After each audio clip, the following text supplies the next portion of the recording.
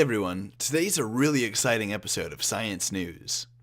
Recently, the FDA approved a gene therapy called Luxturna, which has the weird and nearly unpronounceable chemical name Voretigene parvovecurzole. I don't know, it's very strange. The spelling is unlike a lot of other chemical names that I've seen. Anyway, Luxturna is a gene therapy treatment. It's the first of its kind approved in the US, intended to treat a genetic disease called BioLogic RPE65 mutation-associated retinal dystrophy. Now, there are a large number of genes involved in vision and growing and sustaining the eye.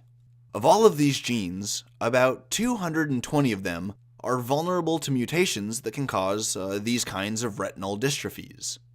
The recently approved treatment is for mutations on a specific gene called RPE65. This treats the biallelic RPE65 retinal dystrophy that afflicts an estimated 1 to 2,000 patients in the US. The protein produced by the RPE65 gene is used to sustain normal vision. So when the gene is mutated and it produces a messed up protein unable to do its job, the patient finds their quality of vision deteriorating over time. The effects of this genetic mutation begin in childhood, and they slowly cloud the eye until the patient is completely blind by early adulthood. Luxturna works by using the chemical architecture of a virus to implant a healthy version of the RPE65 gene into the patient's eyes. Once installed in their cellular genome, the healthy gene is read and the healthy RPE65 proteins are expressed.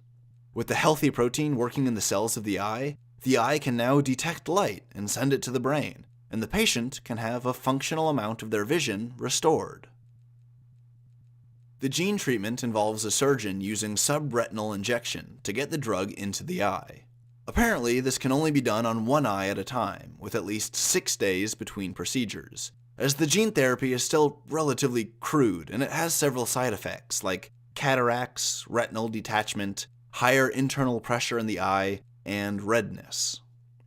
These side effects are largely temporary, and the treatment should begin to restore vision as the healthy gene is chemically transplanted into the DNA of each cell in the eye, and healthy RPE65 proteins begin to be expressed. Peter Marks, MD, PhD, and director of the FDA's Center for Biologics Evaluation and Research, said, and I quote, "The approval of Luxturna further opens the door to the potential of gene therapies. Patients with biallelic RPE65 mutation-associated retinal dystrophy now have a chance for improved vision, where little hope previously existed." Unquote.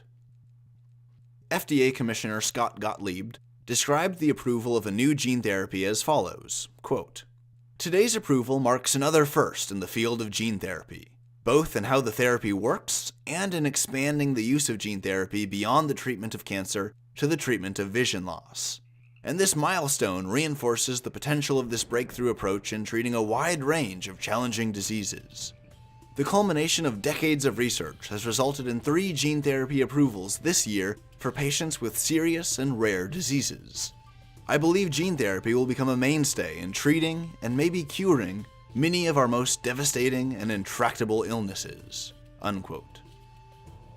I mean, what else can I say besides how exciting is this? FDA approval means this gene therapy not only works, but that it can go onto the market and literally help thousands of people who suffered from a form of blindness that was previously considered incurable. It's also really exciting because this is proof that our gene therapy technologies are making advancements and paying off. A whole new world of human medical treatment for previously untreatable or uncurable diseases looks like it's right around the corner.